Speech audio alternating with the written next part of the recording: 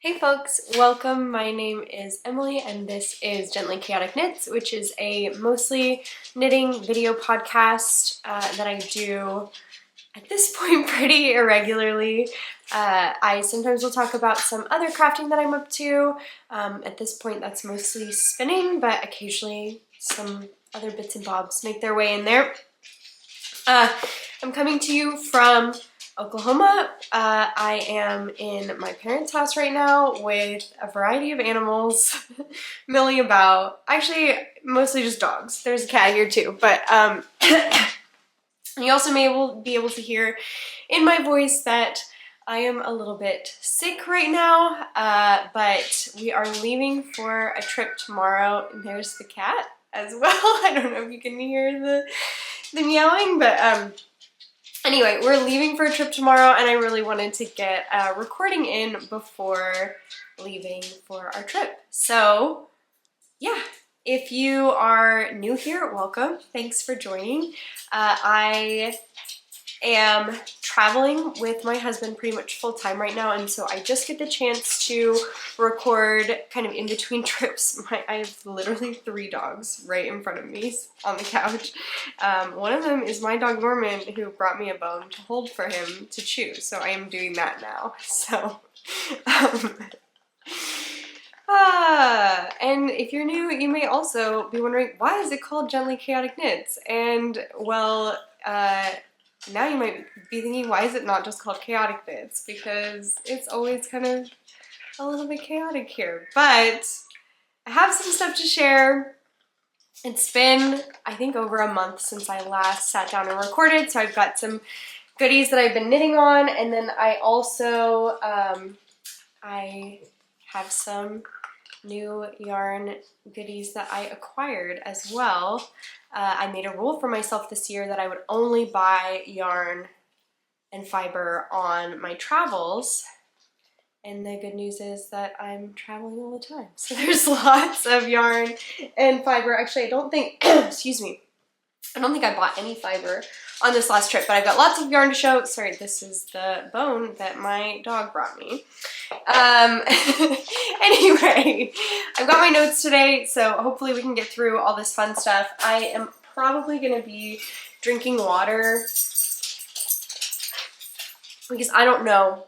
I honestly don't know how long my voice is going to last, if I can get through this. We'll see. We're going to do our best, but let's start out with what I'm wearing today. So I actually finished this sweater earlier this year. I don't know if I ever wore it on the podcast. I'm kind of feeling like I didn't, so I wanted to go ahead and wear it today. And I'm going to be completely honest with y'all.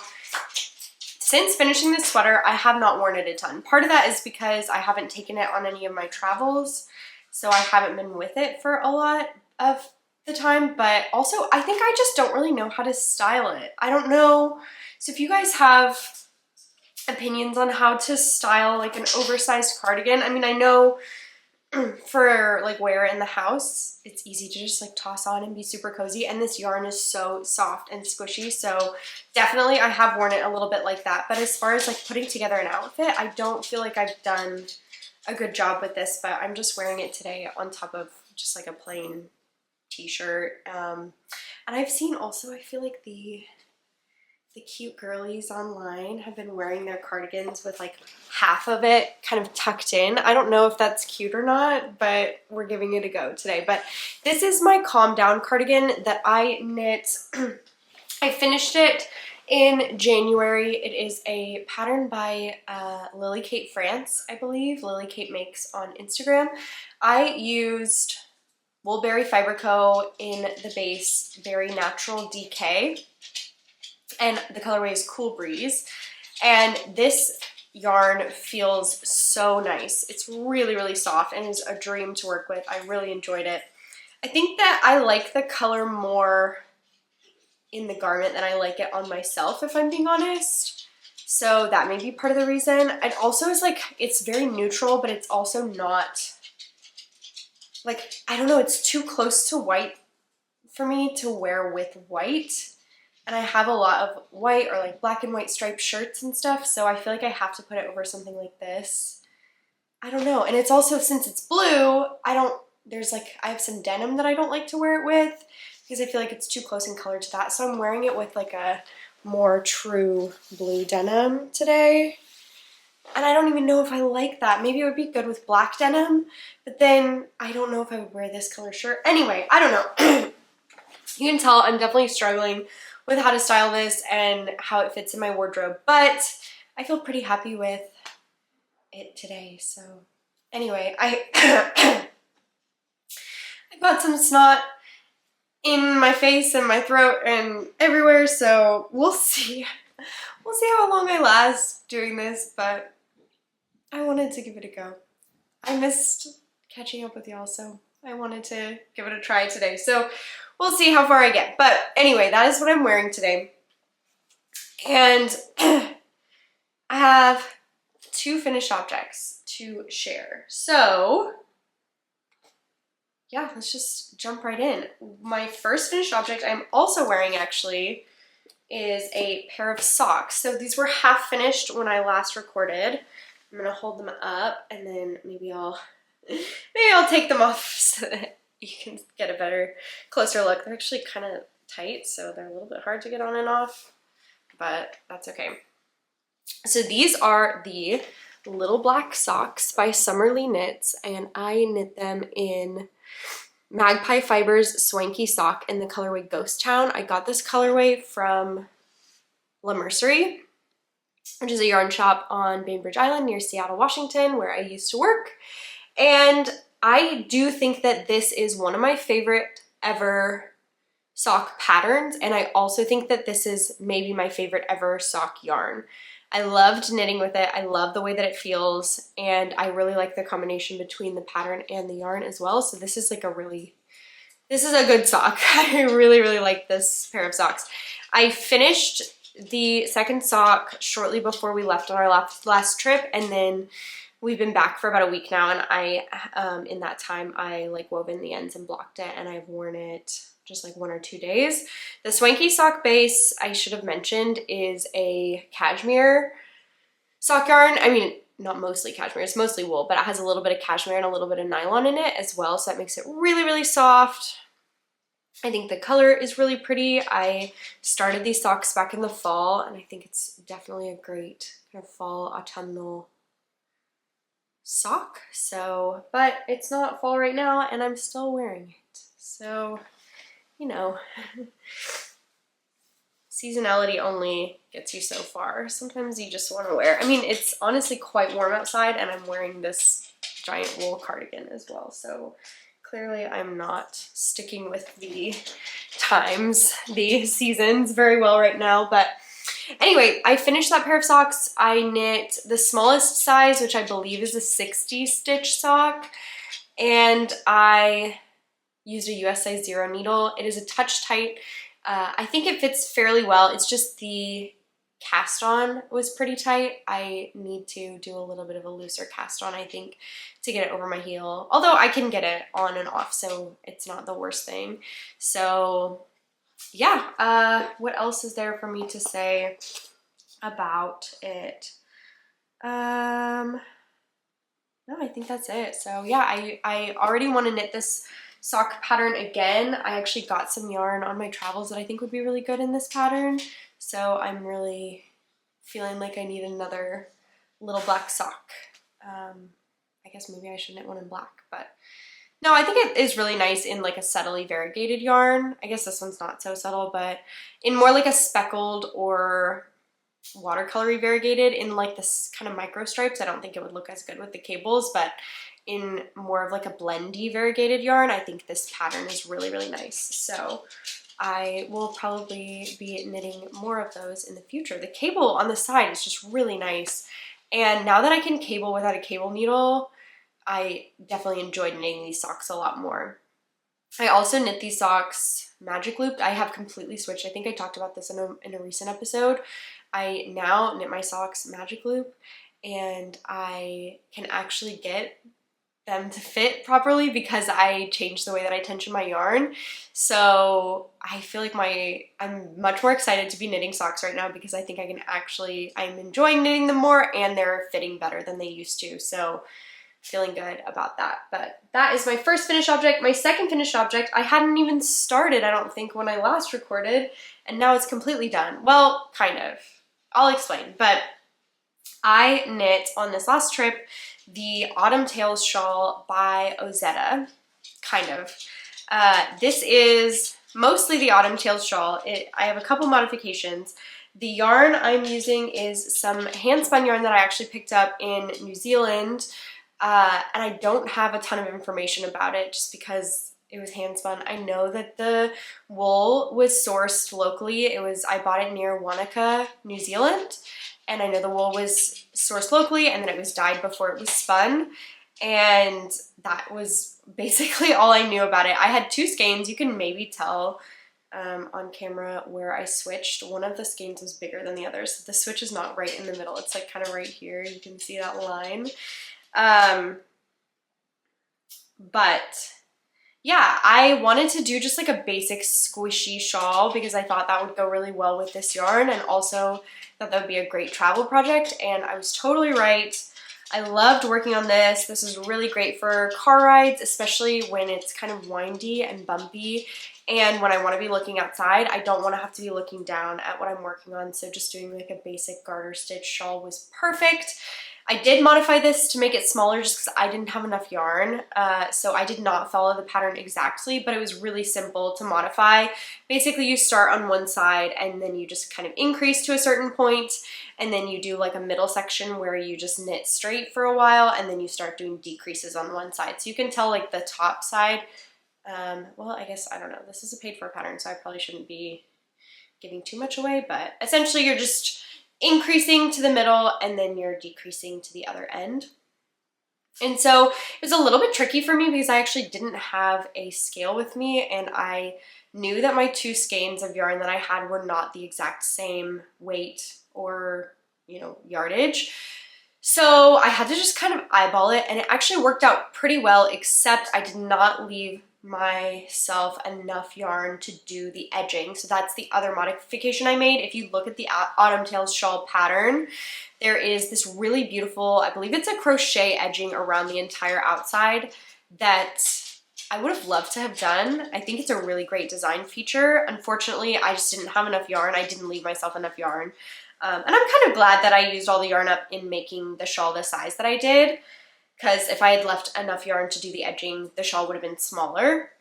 And I really like the size of it. It is really nice to like wrap around my shoulders. I also have liked, I wore it, actually finished it on my trip, so I got to wear it one day on my trip, but I've liked wearing it, you know, the traditional shawl way, where you kind of bring it around and then tie like this. I really like wearing it. I think it's the perfect size for this because I have finished other shawls. I'm getting hair in my mouth.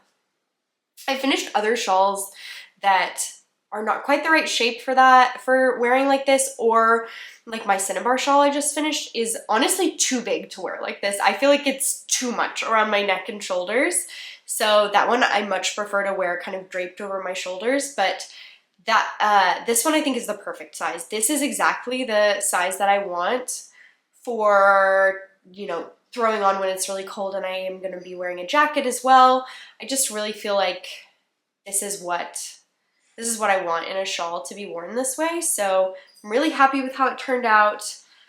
Even if I wasn't able to do the edging, I'm still really happy with the finished product. And yeah, I mean, you can see some variation in the color throughout, and like when I switched skeins, like you can definitely see that, but it doesn't really bother me, especially when it's worn kind of bunched up around my neck. I feel like you can't really notice. And I'll show you a close-up because the color is so pretty. There's these little blue speckles in it too, which I think is just gorgeous. Honestly, I think I've been more drawn to warmer reds recently. This is such a beautiful, cool red that I hadn't really been drawn to as much recently, but I really like still. So yeah, I'm just really happy with how this turned out. I have not blocked it yet, so it may get even bigger if I want to stretch it. when I block it, I could make it bigger, I think, because it's garter stitch, so it's definitely squishy and stretchy. So I'll have to decide if I want to stretch it a lot or if I just kind of want to let it be, but I haven't blocked it yet. I did kind of just like tuck the ends in, but I haven't trimmed them yet. You can see I still have like little tiny ends poking out. Oops. I don't know if you can see that. But yeah, that's my only other finished object. I was really anticipating getting more knitting done on this most recent trip just because the trip before. So I think I talked about this in my last podcast episode. The previous trip that I went on was to Australia and New Zealand. It was a pretty long trip and we did a lot of driving on that trip, so I got tons of knitting done on that trip. This one, we went to Spain, Scotland, and Ireland, and I will give like a little bit of an update about like how that trip went at the end, but I know that's not what y'all are generally here for. So, and if you are interested, I should make a note of this. If you're interested in our travels, we do have an email newsletter where my husband and I write up our favorite things about each of the trips that we've gone on. So you can find a link to that down in the description box or on my website. And you can sign up there if you want to know more about our travels. Otherwise, I'll try to keep it like pretty brief here. But anyway, we went to Spain, Scotland, and Ireland. And in Spain, we didn't have a car. We weren't driving around. We're mostly in cities and stuff. So I just did not do much knitting during that part of the trip. And then in Scotland and Ireland, I was mostly working on this shawl because even though we were driving, I wanted to be looking up and not looking down at my knitting. So this is like most of the knitting that I did on the most recent trip. I have a couple of things that I'll show now as well, but this was the bulk of the knitting that I did on this trip. And I'm totally fine with that. Like, that's not, you know, it's okay if my knitting takes a backseat while we're traveling. I'm comfortable with that and accepting of that. So anyway, next up, let me make sure I'm taking a look at my notes so I don't forget anything. Sorry if y'all can hear that bell continually ringing. The dogs are being very antsy. I know that they don't need to go outside and pee because I just took them before this. So they really just want to go and attack squirrels, honestly. Okay. So the next thing I spent some time working on, here's some sneak peeks of other things I have, and honestly I'm creating like a mess here that I feel like I'm gonna have to untangle later. Okay, next thing that I took on my travels and that I have been working on is the Aurelia pullover by Sari Nordlund. I talked about this one last time. This sweater is actually not for me. This is for my friend Maya, and we are doing a little bit of a sweater swap. So I am knitting this sweater for her and she knits a beautiful colorwork sweater for me. If you're interested in seeing that, I shared about it on the last episode and I posted some photos of it on my Instagram as well. I got to take that on our most recent trip and it was just a dream. I love that sweater so much, and I can't wait to finish this one and send it to Maya because yeah, I love the sweater she knit for me, and I'm ready for this one to be in her hands as well. Just in time, we were talking about this last night, just in time for the weather to be too warm for her to wear it, of course. But so this is the Aurelia pullover by Sari Nordlund. I have knit this pattern before. I knit one for myself and I finished it in December of last year. This beautiful red yarn, and so now I am knitting my second one. The yarn that I'm using for this is Aimée Merino DK, which is a 100% superwash merino, I believe, and it is in the colorway Emeline. I love this color.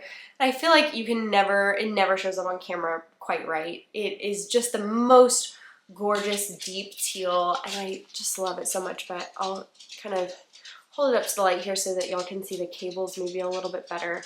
It is so stunning. This yarn and this pattern combo is gorgeous. But anyway, I am almost done with the body of this sweater. So did a little bit of a fit check last night, and we're gonna go maybe another inch or so in the body before doing the ribbing, and then I just have the sleeves left. So when I started here I've got a little, so Maya actually did knit the beginning of this. So I have a little marker here. This is where I started on the sweater. So I finished up the yoke and then split for the sleeves and then have knit the rest of the body to this point.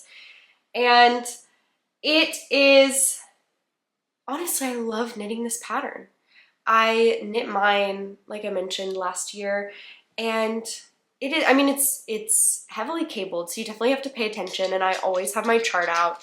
I've gotten into a pretty good rhythm with it, but I still check the pattern every row just to make sure that I'm not like misreading the cables or whatever. I want to make sure that I don't make any mistakes or anything or have to go back and fix it. But I still feel like even with having to check the pattern all the time, I get in such a good rhythm with this stitch pattern, and I find it really, really enjoyable to knit. I don't know, I just really like knitting cables, especially like I mentioned before, since now I can knit the cables without a cable needle. It just really, I find it to be really enjoyable. So I'm loving this, and of course, you'll know, if you've been watching for a while, that when I knit things for other people, I tend to get a little sappy about it, but this project is absolutely no exception. I love the feeling of putting so much like time and love and effort into something that I know I'm gonna give to someone else and they're gonna love. So that feels really special and sweet to me, and that is absolutely no exception for this project. I have been loving working on it and thinking about how loved it will be when I get to pass it on to Maya. So I'm really, really enjoying that aspect of this as well. And yeah, I mean, part of me is like ready to be finished with this, but another part of me is like, I don't know, this feels so special. I'm not ready for it to end yet. So yeah, I just have a little bit of the body to finish and then the sleeves, and I think the sleeves will go really quickly. The one thing that does take some time on this stitch pattern is the bobbles. I don't know if you can see them kind of on the side here. There are bobbles on the inside of this like cable chart, and there are some rows that have like single bobbles in the chart, and there's some that have double bobbles, and I will say one thing is I always dread the double bobble rows. I don't mind knitting the cables at all, but the double bobble rows really get me. And so a lot of times like I'll be knitting on the sweater and I'll come to a double bobble row and I'll be like, it's time to put this down for now. But the sleeves don't have any bobbles. This sleeve cable chart doesn't have any bobbles on it, so I won't have to worry about that at all. So I'm almost done with the bobbles, and then I feel like it's really gonna fly. It's gonna cruise off my needles, and I love it. Knitting this one, I love the color so much. It makes me want to knit another Aurelia. I'll probably take a break. Who knows? I may not ever knit another one, but I love this color and this pattern combo. I would love to have another one in my sweater closet with a similar color, because it's just so gorgeous. But maybe I just need to knit a different cabled sweater, or I mean, I would knit this one again. I do love knitting this pattern, so I would knit it again. But yeah, I love this color so much. Oh, okay, more information about it. Sorry, I'm a little bit out of it. I already shared about the yarn. I'm knitting for this one size 2, and I'm using a US size 6 needle for it. My sweater that I knit for myself, I did size 2, but I did a US size 7 needle because I picked up partway through where Maya had already started. I had to be really careful about making sure that my gauge matched her gauge that she had already started with, and so I did end up having to go down a needle size to make the gauge match. So yeah, we are, like I mentioned, we're leaving on a trip tomorrow. It is a road trip to Arkansas, and I am going to be taking this project with me as well, since the roads will be a little less windy and a little less interesting, I think, especially like those long highway drives. I am hoping that I'll get more work done on this project during this next trip. So that is the Aurelia pullover. Okay, let me keep this out. Sorry, I have it on, I have things everywhere, of course. Okay, my next work in progress is, this one I honestly did not make very much progress on, so I'll just share it quickly. This is a color tip tee, which is a pattern by me that I cast on and brought on this last trip because I thought I was going to finish Aurelia and I wanted to have another garment. Turns out I did not finish Aurelia, but I wanted to have something that was just like easy to knit on. I'm knitting the first size and I'm using Grenouille sock linen in the colorway Inky Depths. And here is what it looks like so far. I finished the back panel and I have finished the front two panels. I'm to the point where I need to join them together, like right under the neck.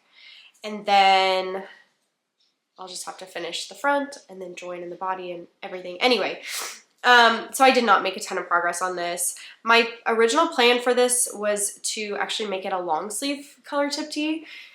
I am unsure about that because as the weather warms up, I'm feeling like I want more t-shirts, and my short sleeved color tip tees, I wear both of them a ton. So I was like, maybe I should just leave it short sleeve. Also, maybe that would be cute under the sweater. I don't know. Maybe not with these jeans, but with different pants, I feel like could be cute.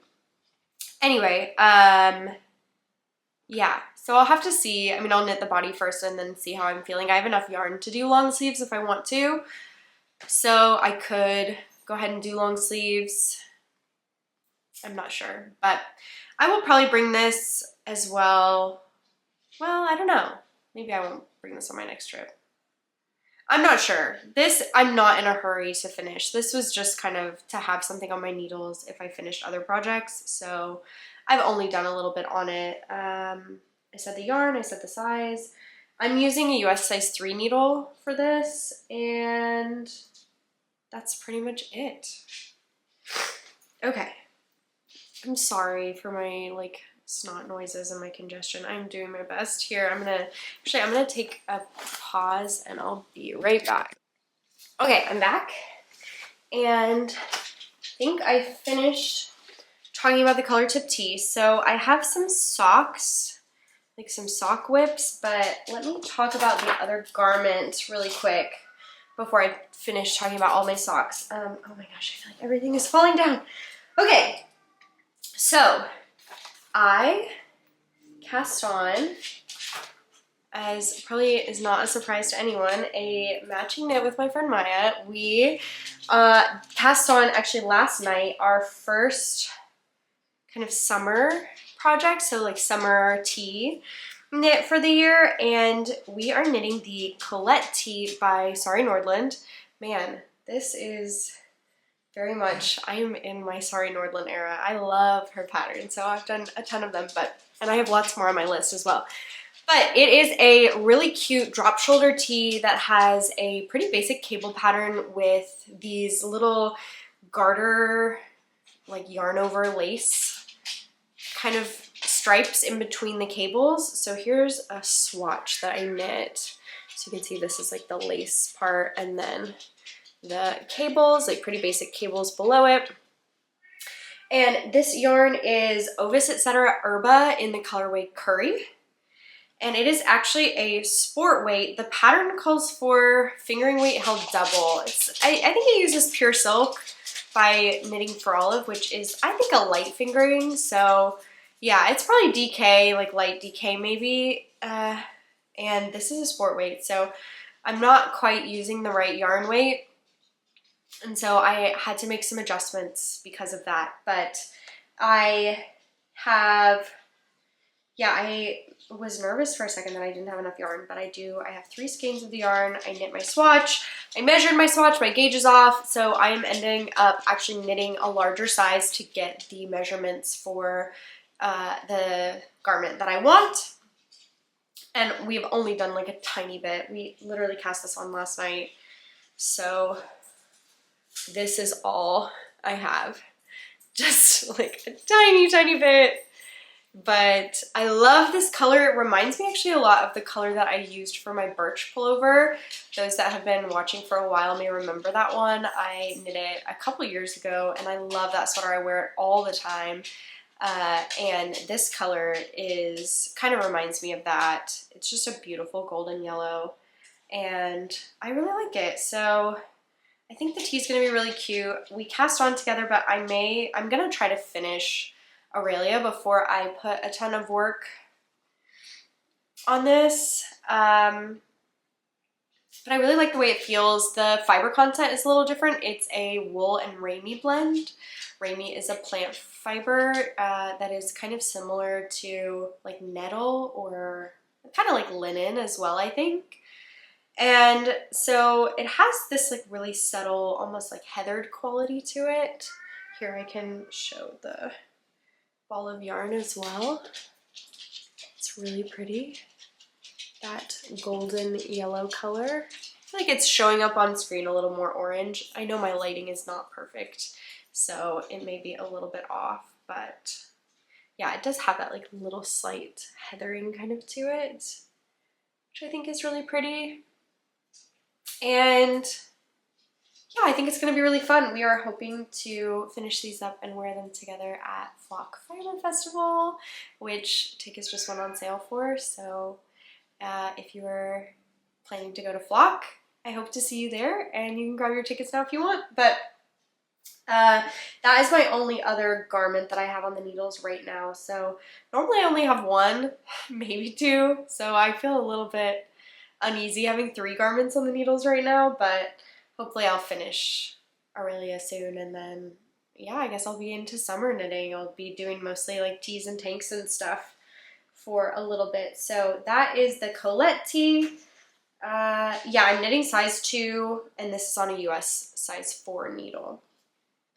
Okay, next up I have some socks. So I finished a lot of my sock whips that I had left over from last year, like going into the winter, and then promptly have cast on a whole bunch other like new socks. So now I have a ton of half partially finished socks. But the reason for that is I was able to buy yarn that was inspired by some of the places that we were traveling to, and I really wanted to be working on that, like working with that yarn when we were at that place. And so I talked about this last episode in New Zealand, but I also did the same for a couple places that we went to on this trip, so I can share about that now. My first one is my Spain socks. So I got this really beautiful kind of sandy pink yarn from Explore Knits and Fibers from their Spain collection. This is, the colorway is Barceloneta, and I am knitting the Hibernal socks by by Summerly Knits. I actually originally cast on a different sock pattern, the Season socks, I believe, also by Summerly, but oh my gosh, if you'll follow me on Instagram, I shared about it on there.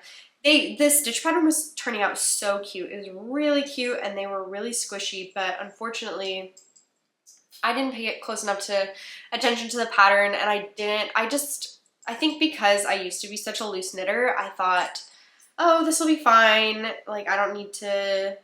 The pattern calls for knitting them on like a US size 2 needle, and I'd only brought US size 0s with me, and I was like, this will be fine, it's not a problem.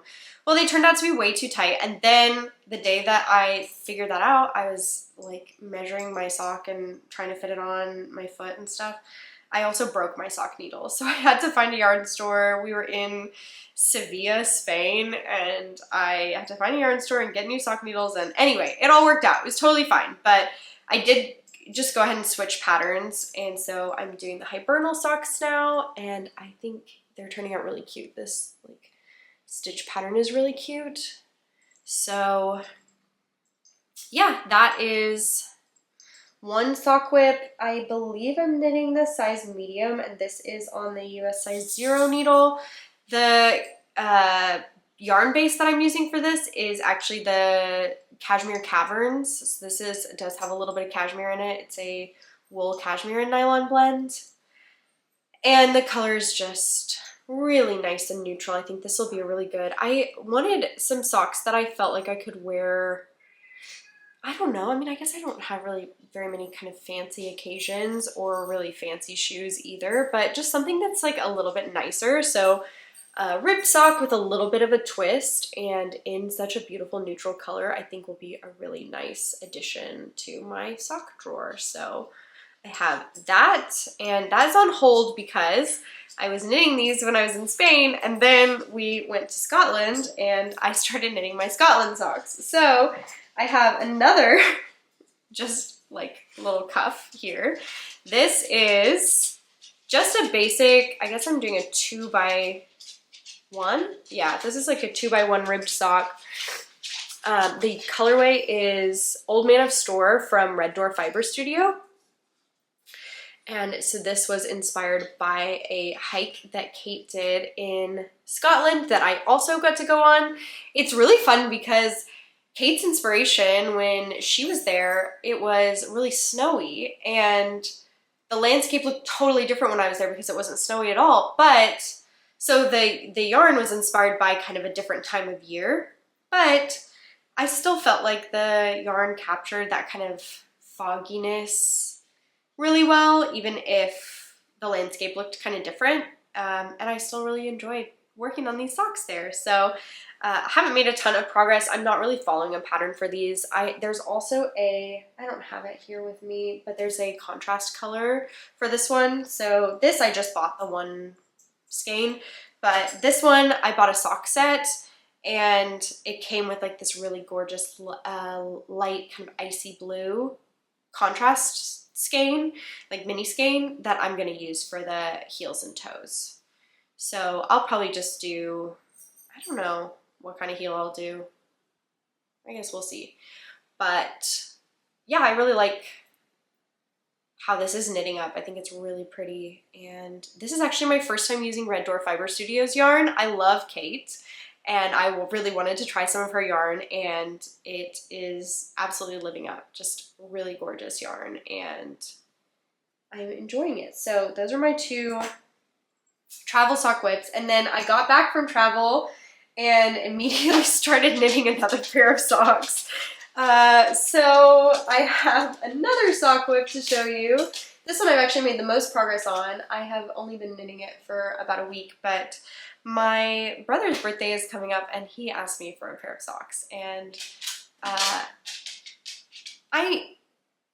don't know, he doesn't really ask me for that much and it made me feel like I know he really loves and appreciates the socks that I've knit him in the past, so I just wanted to knit him a pair of socks. So I am knitting, I had a whole bunch of just sock yarn, single skeins of sock yarn in my stash that I thought might work for this, so I just pulled some out and let him pick what he wanted. And he picked this beautiful colorway from Grenouille. This is actually the full skein from my first ever yarn advent calendar. So here's the color. It's gorgeous. And the colorway name I believe is Sceptre'd. This is from, oh gosh, what year? Maybe 2019? Yarn Advent? Maybe? Could it have been 2020? I don't remember exactly. 2019 or 2020 maybe. And I am knitting the DRK Everyday Socks for my brother. I am using the men's size medium for that. And I think I made the foot actually a touch too long, but I'll have him try it on. I mean, I'm not that far past the heel, so I could go back and redo the heel, but it is just a really nice 2x2 rib sock, and it's turning out really nice. The base is 75% wool, 25% nylon. This is not a base that I think Grenouille carries anymore. It's a little bit, it's not as soft as her 8515 sock yarn, but I really like it. I think it'll make like a really nice and sturdy sock. I am gonna have my brother try it on because I think there's a chance I need to go back and that the foot looks too long, but it's 2x2 ribbing, so it stretches sideways and that shortens it up a little bit, but I don't know, whose foot is that long? I don't know. We'll see. I'll have him try it on. Okay, that is all my works in progress. So that we made it through that. It's all my works in progress. And I have a couple of spins to talk about now. So I had my first skein of this one done last time I recorded, but I finished the second skein. So this is my most recent finished spin, and I'll show you both of those. So this is my finished spin. This I was planning to spin for the Traveler Shawl, but I don't think that I will use it for that for a couple reasons. One, I'm not sure that I love it. I talked about this a little bit on the last episode, but I am just not sure that I love this yarn. And two, I don't think I have enough. I thought I was gonna get 3 skeins and I only have 2 skeins. So this is a traditional 3-ply. I did a combo spin between 3 different hand-dyed fiber braids. I have listed here, I think, the braids I used. So I used 2 Nest fiber clubs, the February and March clubs from 2023. The February club was called Cabin Fever, and it was like a really kind of blue, teal, periwinkle brown color. And then the March club was Falkland, and it was called Spring Ahead. And it was more like pinky, purpley, periwinkly, a little bit of that like periwinkle blue that I thought tied together. And then the last one I used was Supernova Superwash Merino, and I don't have written here the name of the colorway. I don't remember what it is. It was something like Cosmic Neon, something like that. And it was more like kind of neon-y yellow and green and blue, like again, that periwinkle blue. And so all 3 of the braids had this periwinkle blue, but I would say just the general vibe of each braid was pretty different. The Supernova one was very like neon and lighter, and then the 2 Nest ones, the one Cabin Fever had this brown in it that made it so much more like earthy. And then the March one was very like springy, and I think that, yeah, so I don't know, I guess maybe I should take a step back. I thought that they each had this one color in them, and that would kind of draw them together, and you can see that that like periwinkle blue definitely features heavily in these skeins. However, I think that the other colors in each of the braids just didn't really mesh well together.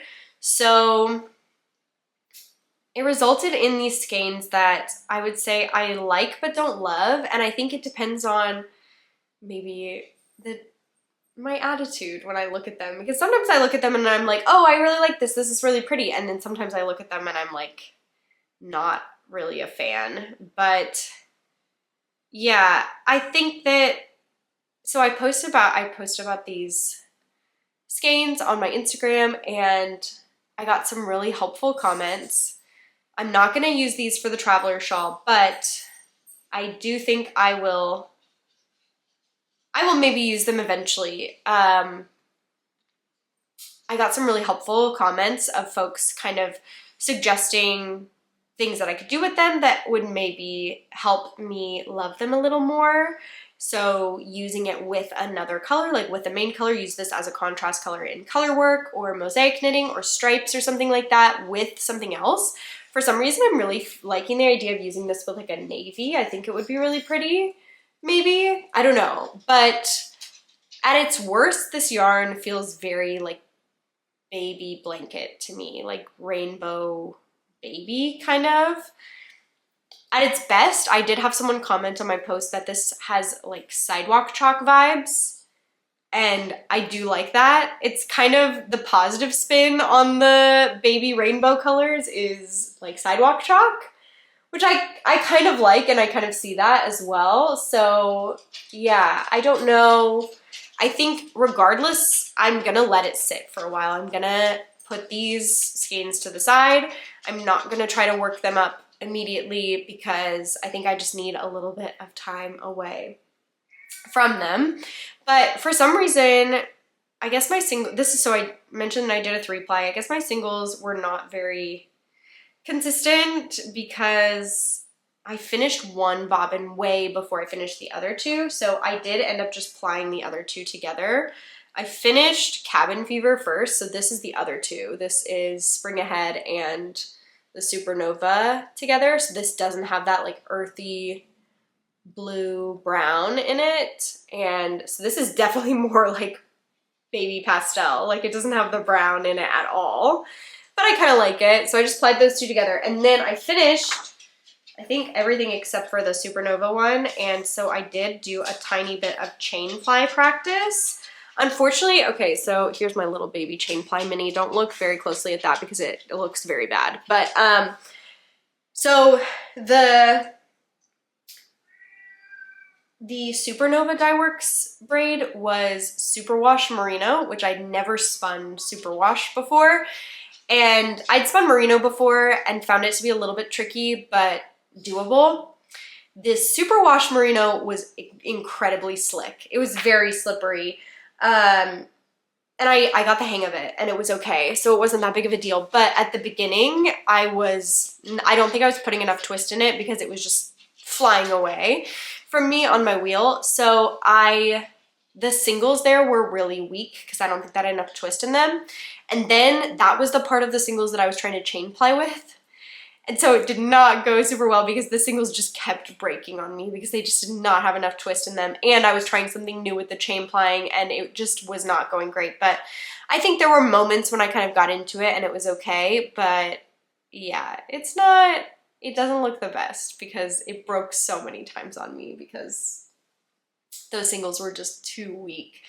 But yeah, altogether, I would say spinning for me is still very much a learning experience. I still feel like a new spinner, like a baby spinner. I started spinning, I guess, about a year ago. So I've been spinning for about a year now, but I only spin on my wheel. I don't have an e-spinner. I don't do any spindle spinning. And that means that I can only spin when I'm physically with my wheel. And I have not been physically with my wheel for a lot of the time since I started spinning. So yes, I've been spinning technically for a year, but I've actually spun a lot less than maybe you would expect because I haven't been able to spin as much as I wanted to just because I haven't been with my wheel for a lot of that time.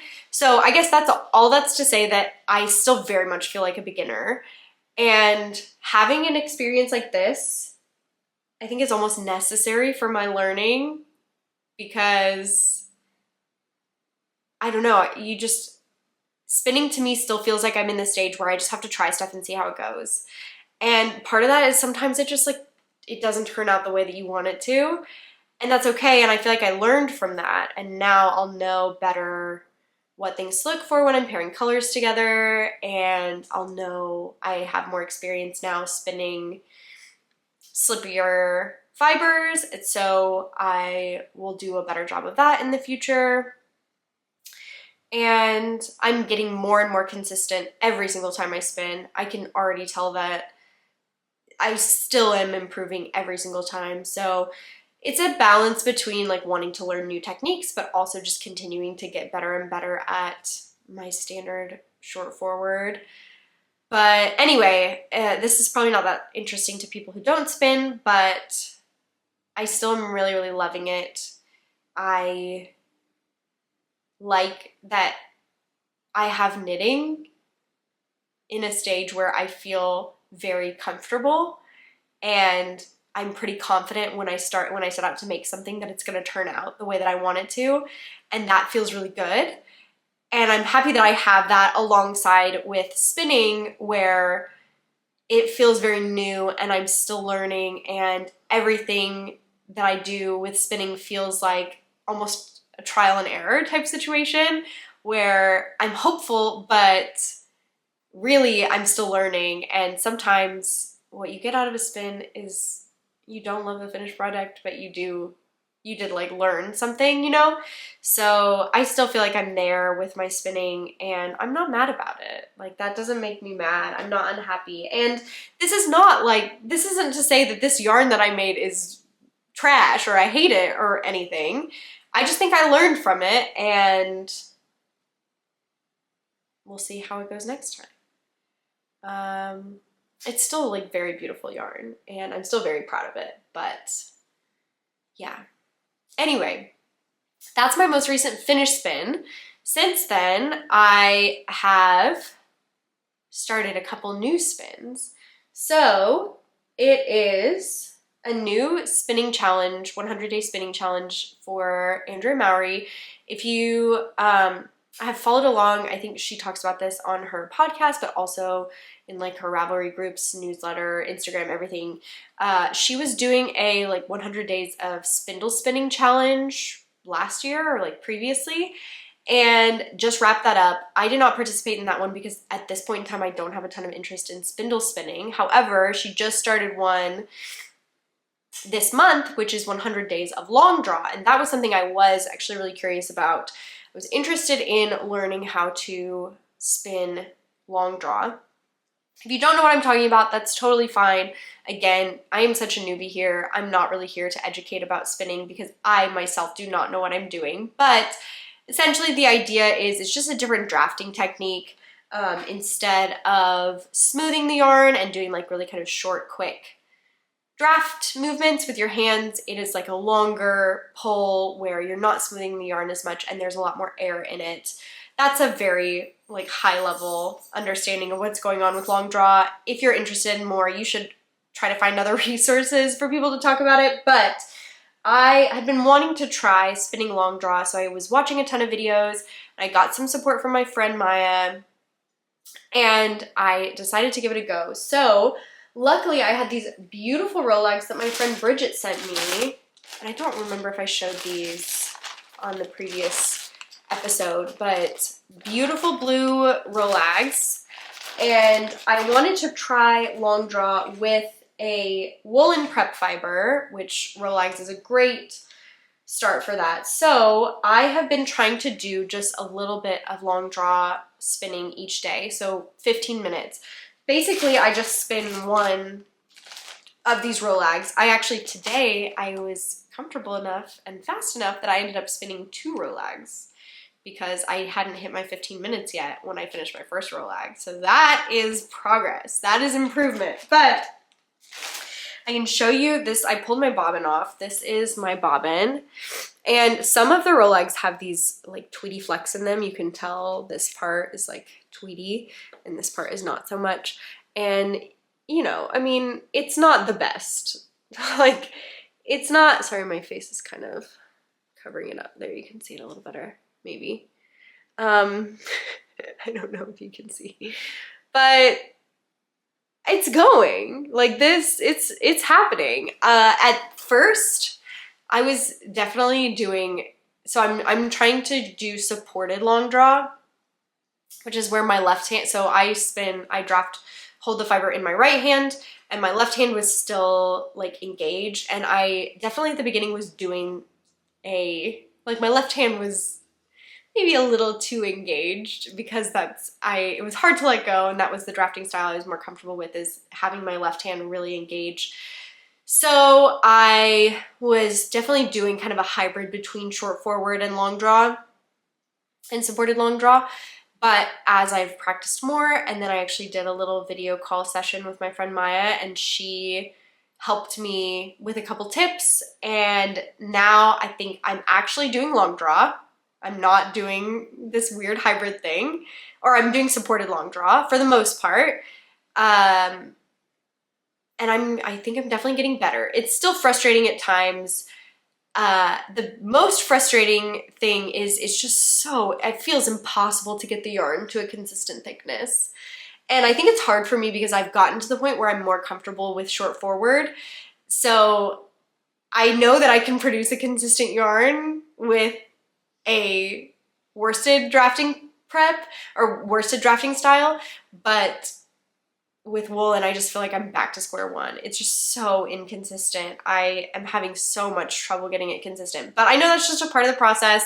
I'm not trying to do anything with this yarn. I don't want to plan like, oh, I want to make this project with this yarn. This is just for learning at this point. I hope that it produces a usable yarn. If it doesn't, that's okay. Again, I'm just kind of in the early stages and I'm just trying to learn.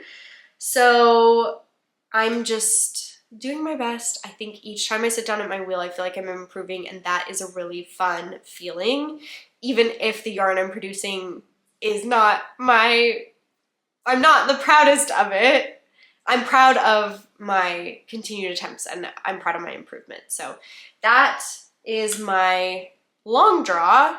And then I also, because I could not sit down and do this for like more than 15 minutes a day, but I still was having this itch to spin. And I think after my traveler spin, this one, my combo spin, that didn't turn out exactly the way I wanted it to, I really was hoping for kind of a win. So I decided to start another spinning project as well. So I just popped a new bobbin on my wheel and I started a sock spin. So I had a couple of braids of this gorgeous fiber from Union Fiber that I actually got at La Mercerie.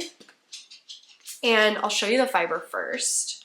This is just half of it, but it's so gorgeous. Just like dark tealy, green, blue. There's like gray. There are even these little bits of almost like reddish brown in it. And it's so pretty. And I have the tag here. There's not like a colorway name or anything, but it is a blend of Corriedale and nylon. I've never spun with nylon before, so that was a new experience, but I am really enjoying it. And I spun the first half of this fiber, so my first bobbin, I'm just doing a 2-ply. I finished the first bobbin in less than 2 days because I just was loving it. It was also the day that the Tortured Poets Department, the new Taylor Swift double album, dropped. So I just sat and spun during my entire first listen through of the album. And so that was 2 hours of spinning. This took me longer than 2 hours, but that was a big chunk of this, as I was just sitting and listening and spinning, and it was lovely. And you can tell when I'm spinning short forward, look at how consistent my singles are getting. I'm so proud of these. I'm really, really happy with how this is turning out, and the colors are absolutely beautiful. So the way that I split this fiber, I'm doing kind of like a pseudo, I guess it's kind of like a, what is the word I'm trying to think of? You all are probably screaming it at the screen. Fractal. I'm doing like I guess it's kind of a fractal, but basically I split my fiber in half. I did not do a great job of splitting it in half, so I had one half that was quite a bit bigger, so then I had to pull more pieces off of it. So I split it in half vertically, and then one half I basically just like ripped up into really small pieces and spun it. So that's this part, and then the other half I'm just spinning from end to end, and then I'll ply those together. My previous sock spin I did a 3-ply, but I wanted to just do a 2-ply for this one because I don't know, I needed a bobbin for my long draw. I didn't have enough bobbins available to do a 3-ply and then just ply from, I only have 4 bobbins, so if I have one for my long draw, I don't know if this makes sense. If I have one for my long draw project and then I had 3 singles, I wouldn't have another one to ply onto. So I was like, oh, I'll just do a 2-ply. And I think that it'll be strong enough with the nylon in the fiber. Hopefully it'll be strong enough as a sock yarn. And I'll probably, when I ply it together, I'll put a lot of twist in it so that it's a little bit stronger, like a very high twist sock yarn. So hopefully it'll be okay. So I'm just doing a 2-ply, but yeah, I'm really, really enjoying this spin. And Union Fiber, like Bonnie's colors are stunning. I have a couple other of her braids in my fiber stash, and I love them. They're so pretty. So yeah, when I was getting ready for this spin, I just kind of pulled all my fiber out, and my fiber stash is bigger than you would think since I started spinning like a year ago, and I have a lot of fiber. So I'm excited to work through a lot of that. Hopefully, yeah, I've got some really fun fiber in my stash, and I have been doing some dreaming of what I'm gonna make with it. So yeah, that is my spinning update. And so that is all the stuff that I've been working on. The only stuff I have left is I do have some acquisitions from my trip if you want to stay on and see those. And then I'll talk a tiny bit at the very end just about the trip we went on and then the trip we're about to go on and just some other life stuff. But that's the end of stuff that I have finished or been working on. So next I'm going to talk about some acquisitions. So this is the yarn that I bought in Spain, Scotland, and Ireland. So let me scoot my stuff over and pull my bags over. I have 2 bags of yarn that I bought in Spain and Scotland and Ireland. Mostly in Scotland and Ireland. I only bought, I guess, one thing in Spain, but I will start with that. So I'll try to go chronologically. 1 second, sorry, I got a message. Okay, so I'm going to try to go roughly chronologically through my, here it is, through my yarn based on just like when I bought it. So we only went to maybe 2, 3 yarn stores in Spain. I went to the one in Sevilla where I bought some knitting needles. And then we went to this yarn store, actually the name is on this bag right here, called Dos Punts, which I think means 2 points. And the shop owner there was so nice. It was such a cute store. I had someone actually recommend me the store on Instagram, like just sent me a message because they do really beautiful window displays and they had a very cute window display up when we went there. The thing that I will say I found, we went to 3 yarn stores in Spain. 2 of them had a ton of like plant fibers, which I tend to not knit a ton with plant fibers. They just had lots of cotton and, I mean, mostly cotton. They had a lot of cotton, some linen, and not very much wool. So I did not feel super drawn to a lot of the yarns there, but they were still really beautiful. And then I found, when I'm traveling, I tend to want to buy things that are local in some way. So either the fiber, the yarn is produced in that area, or it was dyed in that area, or just something like that. So I did find one ball of yarn. This is called Concept by Katia. It is a sock yarn, and while I don't believe the yarn itself is produced in Spain, it seems like the brand itself is Spanish, and so the colorways were, I don't remember the colorway name for this one, but some of the colorway names or the names of like the yarn lines were Spanish. And so I picked out this skein. I think it will do like a really fun kind of self-striping type situation. It was pretty bold color-wise, but for socks, I'm happy to knit things that are a little bit more on the like bolder side or out of my color comfort zone. And to be fair, this isn't necessarily out of my color comfort zone. I mean, look at it. You see a lot of red, yellow, and blue. That's my vibe for sure. With the cream base, like this will be really fun. But anyway, I wanted to just grab a skein of this. It is actually, I think, 150 grams. So I might be able to make 2 pairs of socks with this, especially if I do contrast color for like the heels and toes or something like that. I could probably make 2 pairs of sock with this.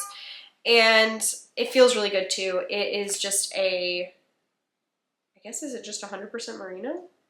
No, 75% wool and 25% polyamide. So yeah, and it feels really nice. So that is the first thing I got. And then, like I mentioned at that shop, the woman was so sweet and just gave me this bag for free, which was really, really nice. And of course I was trying to speak Spanish and do my best. Luckily, I'm very fortunate. My husband speaks quite a bit of Spanish, so he was with me and helped me. But yeah, she was very sweet. And so I got this bag and I got this yarn from there. That is actually all the yarn that I bought in Spain. There was another yarn store that we went to. I don't remember the name of it. It was in Barcelona, I think. And they had a yarn there that was made of milk. It said it was made of milk, and it said on the tag, "Don't ask us how," or something like that. So I'm very confused. If anyone knows about this yarn, let me know. But I almost got some, but it was like super bulky or chunky or something like that. I was like, I just don't really knit with yarns that heavy very often. So I ended up not grabbing any, but it did feel really good. So milk yarn, who knows? Okay, then we made our way to Scotland. And also, how cute is this bag that I got at the Royal Palace in Madrid? Blue and yellow, y'all know I love. So cute. I have a little bit of a bag problem. I really do like bags. Okay, so then we made it to Scotland. And the first thing we did in Scotland was, well, we got some food. And then we went to a yarn store. And I should have tried to remember the names of the yarn stores. So I have Dos Punts in Spain. This yarn I think I got from Bee Inspired Fibers in Edinburgh. And it's just beautiful. So this is the yarn. I just got one skein there, and also the woman there that runs the shop was so nice. We actually got absolutely soaked in the rain when we were walking to the shop, and we came in and we were literally dripping water everywhere. I felt so bad, but she like took our jackets and was like really nice about it. We were super apologetic and she was like, no, it's no problem, whatever. That little space was filled to the brim with yarn, absolutely packed, but there were some real treasures in there. It was very, yeah, it was a sweet store. So she was also really nice. I found this yarn. The brand is Nervous Fiber, but spelled Nervus, and the colorway is, I'm probably gonna say this wrong, Dreich, Dreich, and it is just a standard merino nylon sock yarn, 75/25, but it's hand dyed in Glasgow. And I really liked the colorway. And this is the skein that I was thinking of would make a really good pair of LBS, Low Black socks. The socks that I showed that I finished recently with the cables, I think it would be really pretty in this color. So there's that. So that was my first Scotland yarn. Then I went to another yarn shop in Edinburgh a few days later called, I think this one was called Kathy's Knits. And it was, excuse me, one sec. It was totally different vibe. It had very like woolly yarns, much more, I think she even said she specializes in British wool. So lots of British wool there. And so I did get a couple things from there. So I got this one, well, I guess I'll kind of hold it up all together. I got one full skein of, it's called the Knitting Goddess, and she actually said, the woman there said it, was it Kathy? I don't know if it was Kathy that I was talking to. I never asked her name, but she was very nice. So she said it was actually a friend of hers that stopped producing yarn, but it's really soft. This one is a 75% British BFL and 25% British Masham, and it feels really good in just the natural color. So I got one skein of that, and then I got some Jamieson and Smith, which is a Shetland wool from the Shetland Islands. There's the tag, Jamieson and Smith. And I got 4 colors of Jamieson and Smith. This yellow one did not come in the smaller size. I'm trying to hold them all together. So I got these 4 colors. I got the mustard, a dark teal, a dark gray, and this like pretty red color. You can see them a little better there. And the idea is I want to make like a striped vest. I'm thinking about making a modification of the stripy turtle tank, which is a pattern of mine, my first ever released pattern. Just change the neck a little bit so that I can layer it a little bit better. So lower the neck and maybe do like a fold over collar. But with, this is the main color and then these 4 as the stripes. I may do double yellow stripes just because I have double of that yarn. So I think that will be really nice. and different from my other stripy turtle tanks. So I think it will fit really well. So that is that. I got from Kathy's Knits in Scotland, in Edinburgh. Then I went to this really sweet natural dye shop on the Isle of Skye in Scotland. I can't remember the name, how to say it. It's like Shalidsar or Shalidisar or something like that. I'll try to remember to put that information below in case you go to Scotland, because you definitely should stop at this place. It was really, really cute. They had beautiful, all natural dyed yarns. And I got a couple of yarns there. Sorry for the crinkling. I got these two, and okay, how cute is it? So they're little, oh, here, this is the name. I don't know how to say that, but that's the yarn shop. And their tags have also a, like a little note of what the yarn was dyed with. So this blue one was dyed with indigo, but all the other colors had different tags for whatever they were dyed with. This one is just like a natural color. So, and also, how cute is this little postcard with these sheep on it? I saw it there. They had this really cute pair of mittens that were lined, and the name of the pattern was called Kerrang or Kerrang. I'm not actually 100% sure how to pronounce it, which is an area, like a hike that we did on the Isle of Skye in Scotland. And it was gorgeous, so beautiful. And so it's a local designer that designed these mittens, and it is a lined mitten. So the inside of, so the sample was actually not in these exact yarns, but very similar ones. The lining is one color and then the outside is a different color. So I thought this would be really nice to do the lining in the blue and then the outside is the gray. And the blue, these are actually different bases. The blue is a 75% alpaca, 25% British wool, and the gray is a 75% BFL, 25% Gotland.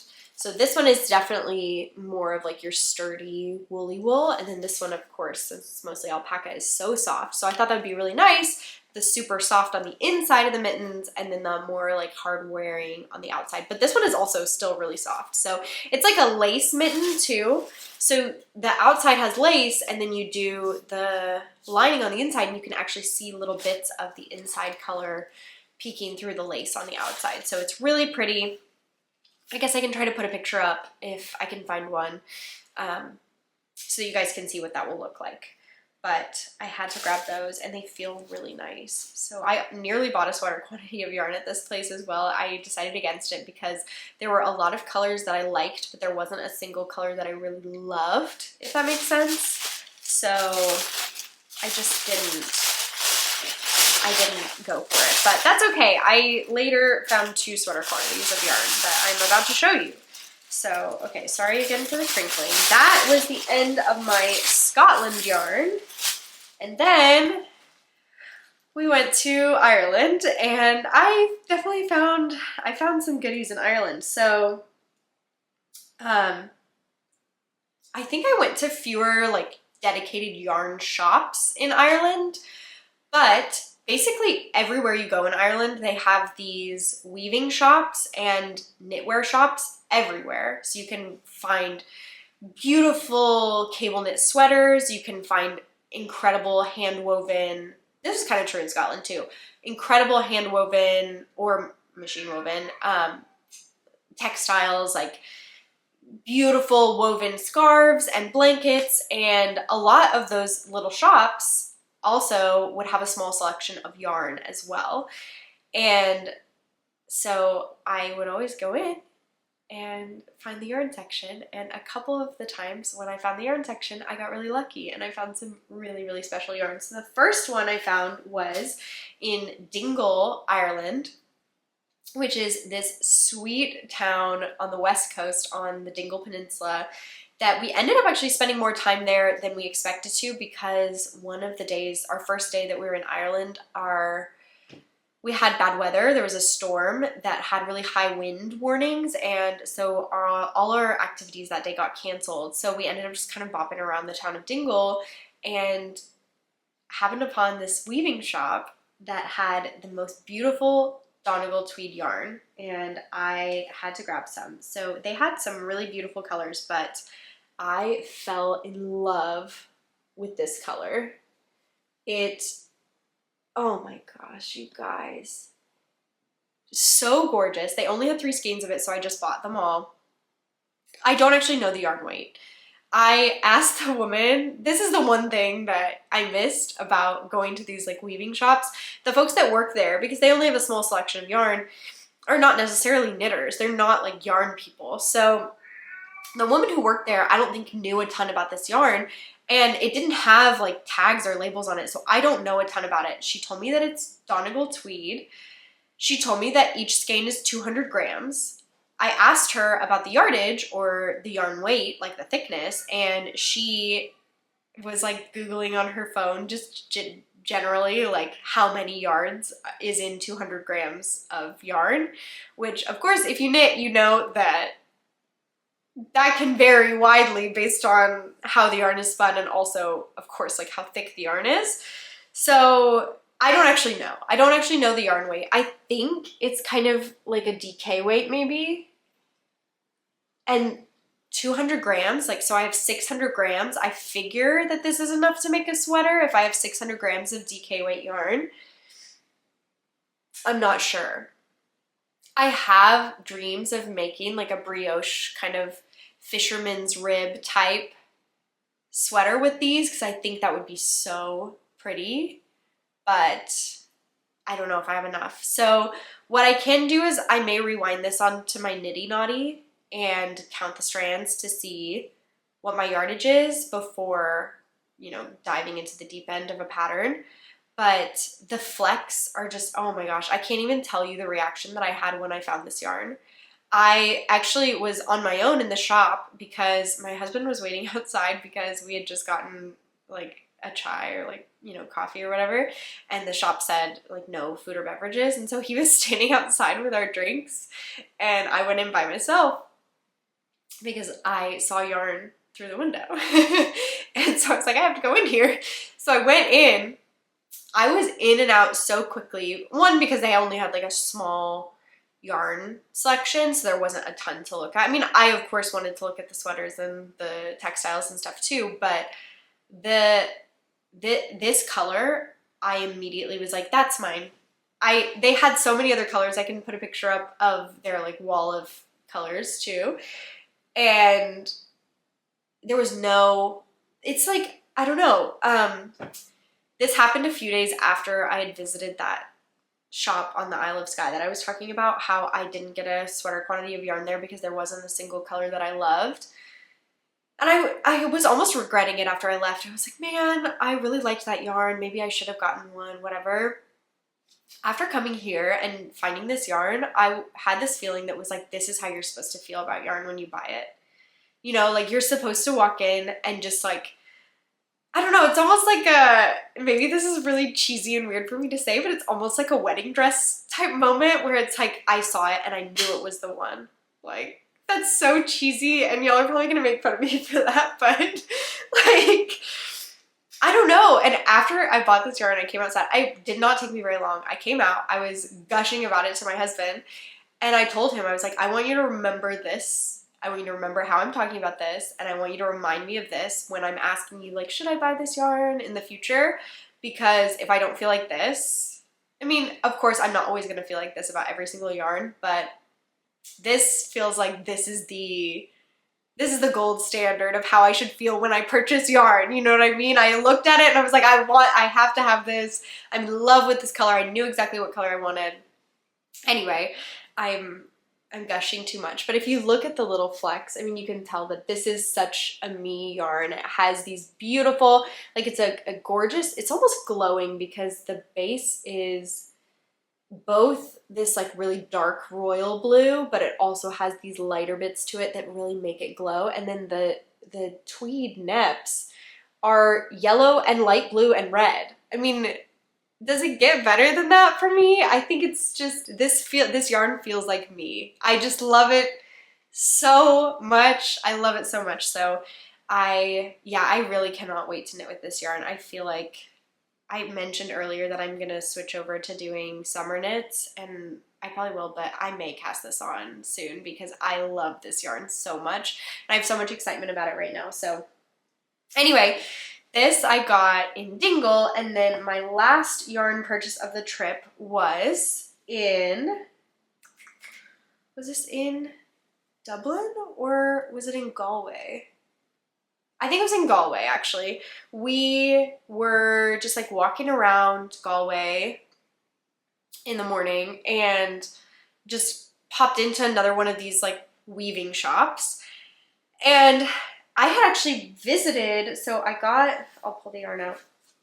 It's from Kerry Woolen Mills, and I'd actually visited a Kerry Woolen Mills location, and I saw this yarn. It's called Aran Wool. It's, this one actually does say the length. It's 200 grams, 365 yards. This yarn, I saw other colors at another location, but as soon as I saw this, and I didn't buy any because none of the colors really kind of jumped out at me, but this one, I won't lie, it wasn't the same experience as this one was. I saw it and I was like, oh, I really like that. And then I ended up we had a walking tour to go on, and I was like, I don't want to buy this yarn and then carry it around. So what I'll do is I'll go on the walking tour, and if I still am thinking about this yarn when the walking tour is done, then we'll come back and we'll buy it. Needless to say, I was still thinking about the yarn. So we went back, and I love it. Let me show you guys closer up because it is another one of these beautiful tweed yarns. Ireland, just with the tweed yarns, gorgeous.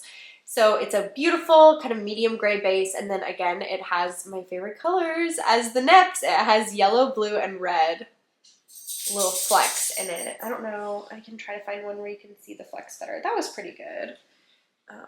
So I bought 4 skeins of this. This one is also 200 grams, but like I mentioned, I think 365 yards of yarn on each skein. So I bought 4 of them. So here they are. Just the best. And I do have in mind a pattern for this. I'm thinking about making the Moonflower by Sari Nordlund. It is a Aran weight cabled pullover. Her original sample is in a cream color, which I do really love, and there's part of me that is like, maybe I should just make it in a cream because I think it would be gorgeous in a cream, but I also really like the idea of doing it in this gray. So I did get 4 skeins, which I think would be enough to make that pattern. This is also another one where I'm like itching to knit this right now, but unfortunately, I mean, I could knit it right now. It would be fine, but it is, I guess it's, what month is it? April? I don't know. Maybe it's because it's been kind of warm outside. It feels to me like it's time for spring and summer knitting, but maybe I could squeeze one more sweater in.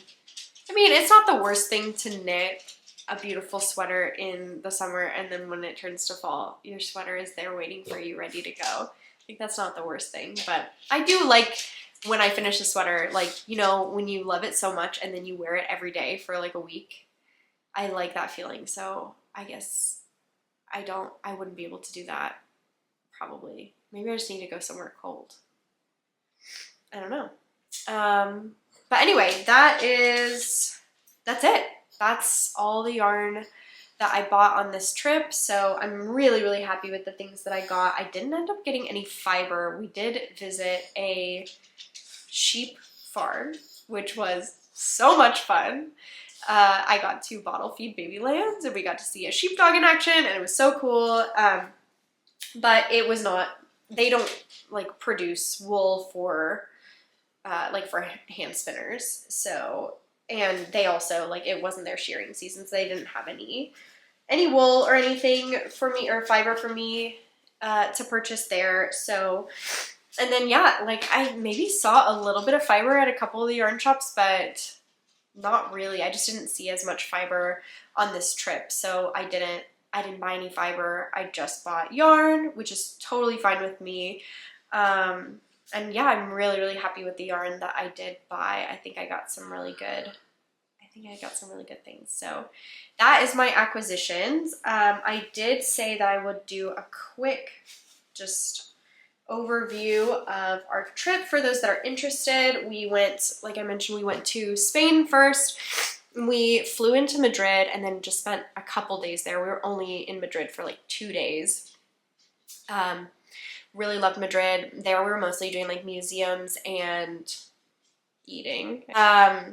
Yeah, we only spent 2 days in Madrid, and then we went down to Andalusia. So we took the train to Sevilla, and we spent a couple days there, and then also took trips to Cordoba and Granada. And then we popped back up. We flew back up to Barcelona and spent 3 or 4 days there, and loved Barcelona. That was just the icing on the cake for us in Spain. Really enjoyed our time there. And okay. Okay, I'm very sorry for all the cuts. My battery did die. This is Lucy. She is one of my parents' dogs, and she decided to come up and join me for the rest of the video. I realized this probably was a sign I was talking too much. I had too much to say, but I don't remember where I left off. We went from Spain to Scotland and basically just did like a little road trip around Scotland. We started in Edinburgh, spent a couple days there, and then we drove through Inverness, which we really enjoyed, and then to the Isle of Skye, which, oh, the Isle of Skye was incredible. Just really, really beautiful. And then back down to Glasgow and spent a day there, and then back to Edinburgh, and then flew to Ireland. And we went immediately to Dingle. I talked about spending some time in Dingle. We did some really beautiful drives around there, the Ring of Kerry and the Slayhead Drive on the Dingle Peninsula, and then we went up the west coast, of course, and we did the Cliffs of Moher and made our way up to Galway and Connemara. Love that entire region, and then back to Dublin for a day in Dublin, and then we came home. So I know I went through that really quickly. Again, if you want to know more about our travels, of course, you can always message me about it if you're thinking about going to any of these places, or if you're just curious about our time, feel free to like send me a message on Instagram. That's probably the best way to reach me. But also, you can sign up for the travel newsletter. I do post like occasionally about it on Instagram, like maybe 1 or 2 posts per trip, just of some photos of the things that we've seen. So you can check it out there too if you want to know. But yeah, I'll keep it pretty short on here probably. And we just had a great time. We got pretty lucky with the weather, especially in Scotland. It was a little bit cloudier and rainier for us in Ireland, but I mean, that's kind of part of the experience. So, but we were really lucky with the weather in Spain, especially in Andalusia. It was beautiful outside. I did not bring enough clothes that were good for warm weather because it was like in the 70s, 80s, low 80s when we were there. So yeah, we had an amazing trip, came back. I've been back here in Oklahoma for a little over a week, and then tomorrow we leave for a road trip to Arkansas. We are doing Hot Springs and Little Rock, and then we're gonna go to the Ozarks and do like a little bit of hiking there too, and then finish up in the Bentonville area, like Eureka Springs area. So really looking forward to that. This one is gonna be a fun one because my husband and I kind of split up trip planning responsibilities, and he planned most of this trip, so I know high level what we're doing, but I don't know the specifics of what we're doing at all. So it'll be really fun to just get to go on the trip and have a good time. So I'm really looking forward to that. Hopefully I feel a little bit better once we get going, because I'm not at my healthiest right now, but we already, if y'all remember, we already canceled this trip once. We were planning to take this trip in January and I got sick. So my husband was asking me like, do you feel well enough? You know, should we go or whatever? And I was like, we're going. We are going on this trip. I don't care if I don't feel great.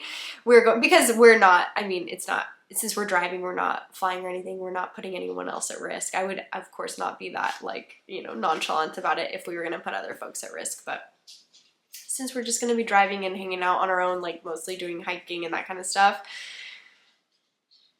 I said, well, we should go for it. So I'm going to make it, and hopefully I'll start to feel a little better soon.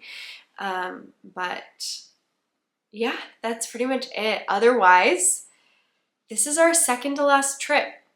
So I don't know how many of you remember when we started this adventure back in September of 2023, we were setting out to travel somewhere between like 6 to 8 months. We weren't quite sure when it was going to end and all the places we were going to go and everything. So we're going to Arkansas, and then after that we have one more trip left. One of our friends is getting married in Georgia, the country, actually not the US state. And so we're going to take a trip there, and we're also going to go to Amsterdam and Istanbul beforehand. Really excited for that. But then when we come back from that, we are kind of done. So for those of you that are wondering what the plan is after that, me too, I'm also wondering what the plan is after that. This has been a practice for me in handling uncertainty. I'll just say that, to say the least. It is still unsure what exactly is going to happen. We'll probably stay in Oklahoma for a while after that. We do have some like commitments with family in June, and then after that we gotta figure out what's next. So I will be looking for a job. In all likelihood, am planning to go back to kind of a more traditional like tech type job. So I've been in my free time reading books about interview prep for that kind of thing over this last little bit. So I am going to be looking for a job, and then from there we'll figure out where we're going to live, and then we'll just kind of go back and settle back into a routine. So that's kind of the plan for those of you that are curious. I don't know where we're gonna live at the time, but I do know that I will be at Flock Fiber Festival this August in Seattle. So if you are planning on going, hopefully I will see you there. Yeah, tickets are on sale, so definitely. I don't have flights yet because I don't know where I'll be flying from. But yeah, maybe I'll be in Seattle and I won't have to buy flights. Maybe that will just work out. But anyway, that's kind of how things are going. So I'm really glad I got a chance to catch up with y'all. I'm really sorry it was like with all the cuts and the background noises and everything. This is just the best that I could do today, honestly. And I know my voice sounds weird, and with the sniffling and everything, I'm really sorry for that. And if y'all stuck around this long, you're absolute troopers, and thank you for that. But it does feel really good to check back in. I don't know, I just love doing this. I love getting to sit down and chat with y'all about what I've been working on and the fun things that I've found. And I am looking forward to, of course this travel period has been incredible, but I'm looking forward to getting back into a routine and maybe doing it a little bit more consistently once we're rooted somewhere. So I've got that to look forward to for sure. So thank you again for tuning in, and I hope you have, I don't even remember what I say here. I say a thing about baseball and a thing about knitting, and then I say goodbye. But basically, have a great time. I hope you have a good month. It'll probably be, actually, it may not be as long. I'm gonna maybe try to hop on here and record again before we go to Amsterdam. So that should be just a couple weeks from now. I've got a day trip planned to a fun yarn shop that maybe I will record after if I have any goodies from that. So yeah, sorry, I feel like I need to sneeze now. I need to call it. I hope you have a great however long it is, and you can watch lots of baseball. It's baseball season. Definitely tune in if that's your thing and you want to do that. And also lots of knitting and spinning and crafting, and I will see you next time. Bye.